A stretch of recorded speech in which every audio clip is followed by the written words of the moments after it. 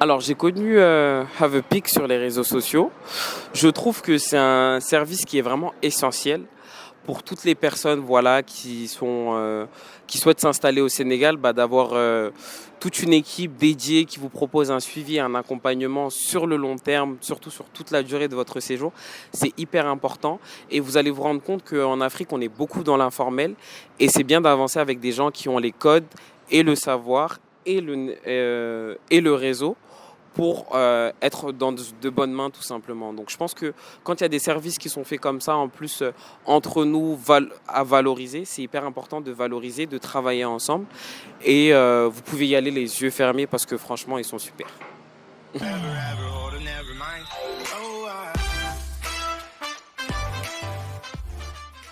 Hello world et bienvenue sur ma chaîne Have a Peak. Moi c'est Sensemilia ou S pour les intimes et sur cette chaîne on parle de voyages, de rencontres sans se ruiner. Il y a aussi d'interviews, de parcours inspirants de personnes qui sont rentrées en Afrique dernièrement que j'ai commencé. Si tu veux donc profiter de mes astuces et de mes folles expériences en termes de voyage ou tout simplement ne rater aucune des témoignages qu'on peut avoir des personnes qui sont rentrées en Afrique, n'hésite pas à t'abonner à cette chaîne, n'hésite pas à activer la cloche de notification, n'hésite pas non plus à me suivre sur les réseaux sociaux et surtout de partager cette vidéo au maximum. C'est parti donc, let's go!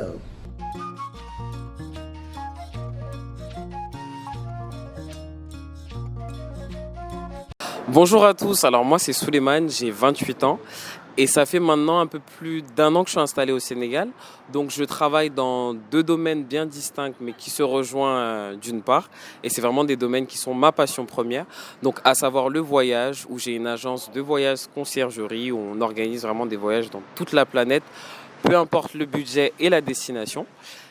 Et du coup mon deuxième secteur d'activité, donc ça va être une agence en fait marketing où on aide les business à mieux se développer à travers des stratégies marketing, de communication. Et je fais un petit peu d'influence, un peu de création de contenu à côté. Donc, si vous me voyez, c'est bien moi. Alors, moi, j'ai eu un parcours très centré sur l'économie et le business pour finir avec un master management international trilingue qui comprend l'anglais, l'espagnol et l'italien. Donc voilà, c'est essentiellement du business development et c'est pour aider à installer des structures, des entreprises ou bien développer son business à l'étranger.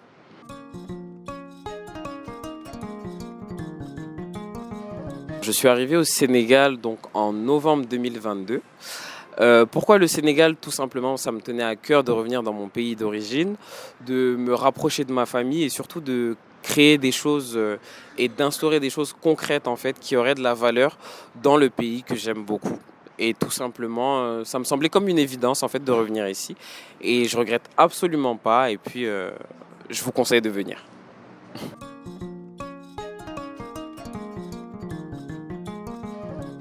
Alors franchement, j'avais pas du tout de crainte en venant au Sénégal. Je me suis dit, j'arrive en terrain conquis, je connais déjà mon pays.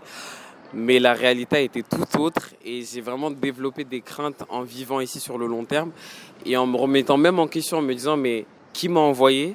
Est-ce que j'ai réellement fait le bon choix en m'installant ici? Et en fait, c'est des craintes du quotidien. C'est se dire, est-ce qu'on est vraiment à sa place? Est-ce qu'on a le confort qu'il nous faut? Est-ce qu'on est prêt à connaître certaines situations qu'on n'avait pas l'habitude de faire face. Même côtoyer les gens dans le travail, ça n'a rien à voir. Le rythme est totalement différent, en tout cas pour la majorité des gens qui sont ici. Plein de choses qui... On en a gros sur la patate, quoi. Mais tout va bien, vraiment tout va bien.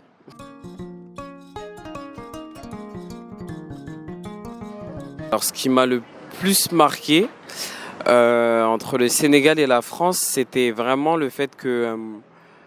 En fait, moi, ma problématique d'appartement, c'est une réelle problématique. Dans le sens où j'avais l'habitude de venir ici en allant à Thiès. Donc, les prix même de l'immobilier sont totalement différents. Et là, de prendre un appartement sur Dakar, de voir la complexité de trouver un appartement convenable, d'avoir des loyers aussi convenables, parce qu'on est totalement dans la démesure ici. Les prix sont exorbitants. Donc, c'est vrai que ça a été vraiment une différence... très saillante dans le sens où en France, quand on investit voilà, je sais que je prends tel appartement, je sais à quoi m'attendre, je sais qu'il n'y aura pas de soucis dans l'avenir, que la personne a été plus ou moins honnête, j'ai moins de craintes. Mais ici, j'ai eu tellement de déceptions. Après, c'est peut-être une expérience qui est uniquement personnelle. Attention, je parle que de ce que moi j'ai vécu, parce que pour d'autres, ça se passe très très bien. Mais en tout cas, moi, j'ai vécu galère sur galère, catastrophe sur catastrophe.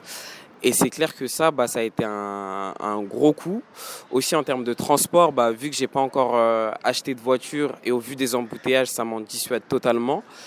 D'investir dans voilà, peut-être une moto ou quoi que ce soit, même le mode de déplacement aussi est complètement différent. Le trafic est hyper dense et c'est clair que les transports en commun, bon, je préfère pas trop m'aventurer, je sais pas trop les distinguer. J'ai peur d'atterrir je ne sais où. Et je suis trop timide, je vais pas dire arrête, apprenti. Donc voilà, après ça, je pense que c'est propre à moi. Mais sinon, c'est plus. Il y a aussi de très bons côtés, comme par exemple le personnel de maison qui est hyper abordable, qui te facilite ton quotidien. Et ça, c'est des choses qu'on n'a pas du tout en France, en tout cas, pas aussi facilement. Et ça, c'est clair que c'est un avantage qui est considérable d'avoir des gens qui sont vraiment là aux petits soins, les services de livraison qui sont révolutionnaires, les modes de paiement aussi mobiles. C'est des plus et c'est des choses qui. Quand je retourne en France de temps en temps, je me dis c'est vrai que c'est toi qui dois ranger, c'est toi qui dois. C'est beaucoup plus compliqué en fait. Et là, je trouve que mon quotidien il est plus facile et l'environnement, la chaleur, etc. Ça met tout de suite dans un bon mood. Donc voilà un petit peu pour ça.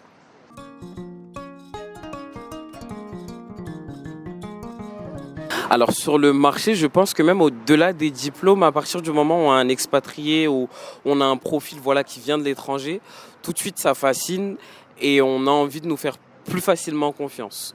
Plus facilement confiance et les gens voilà sont il a cette expertise-là qui vient d'ailleurs, du coup il pourra tout de suite nous apporter. Après moi ce que j'aime bien c'est vraiment qu'on soit traités tous au même niveau parce qu'il y a des gens encore beaucoup plus talentueux que moi qui sont ici, qui ont énormément de compétences et qu'il faut aussi totalement valoriser parce que je ne sais pas forcément tout faire même si voilà j'ai pu fréquenter des écoles françaises, au final ça ne veut rien dire, ça reste que sur le papier. Et ce qu'on a envie réellement de voir surtout dans l'entrepreneuriat c'est ce que tu vaux sur le terrain et de la manière dont tu te débrouilles. Et je pense que ici voilà, quelqu'un qui vient de l'étranger va avoir un avis extérieur, donc beaucoup plus d'objectivité sur la chose, mais c'est clair qu'il n'aura pas forcément les codes et son adaptabilité est encore en cours. De ce fait, moi je suis d'avis à dire qu'il faut privilégier les locaux ici, il faut travailler avec eux et il faut surtout avancer avec les gens qui sont ici et pas arriver en terrain conquis en se disant voilà je viens de l'étranger donc je vais leur apprendre ça. Non, tu nous apprends rien du tout, c'est à nous de t'apprendre comment toi tu dois te comporter ici et comment tu dois vivre ici quoi. Donc voilà.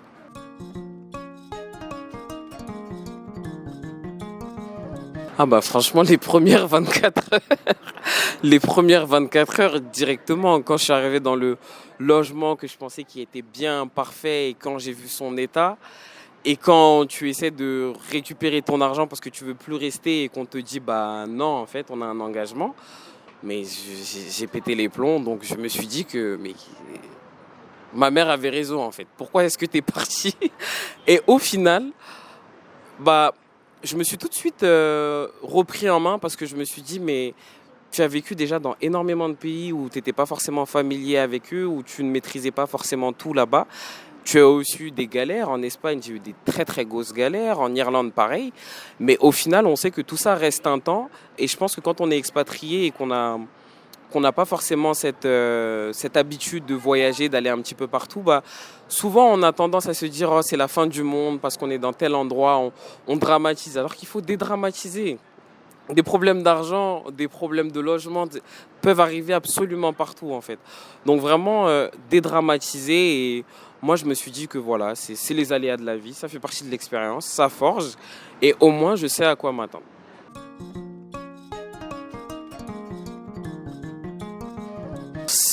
En soi, je dirais peut-être plus mon entourage parce que tout le reste c'est uniquement du matériel, c'est uniquement de la nourriture, c'est des choses qu'on peut trouver.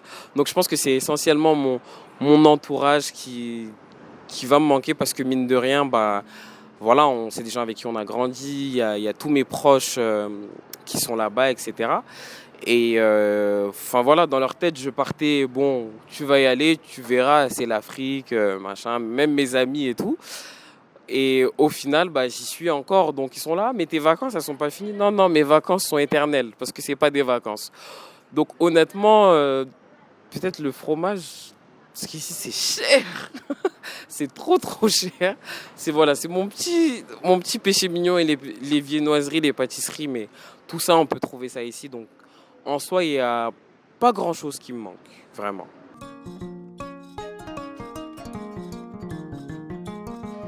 Pour les gens qui veulent s'installer ici, en tout cas, euh, moi, je vous invite déjà dans un premier temps à y réfléchir et à vraiment faire mûrir votre projet. Parce que, enfin voilà, tant que vous n'avez pas vécu l'expérience, vous n'allez pas forcément savoir à quoi vous attendre.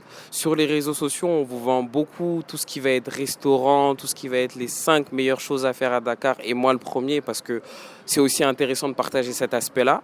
Mais il y a beaucoup de réalités, surtout si vous venez d'Europe, etc., où c'est pas forcément les mêmes modes de consommation, les mêmes modes de vie, les mêmes réalités. Donc en soi, venez tester l'expérience.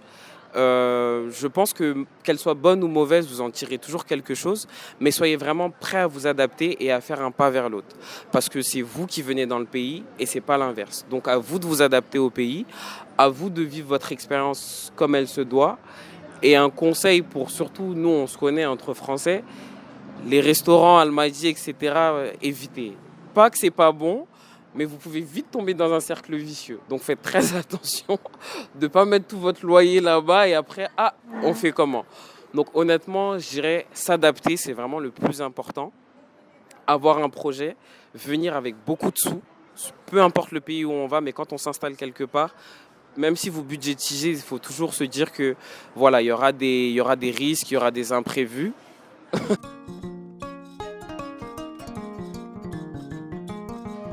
Ne vous fixez pas de limites. Voilà, tout est possible.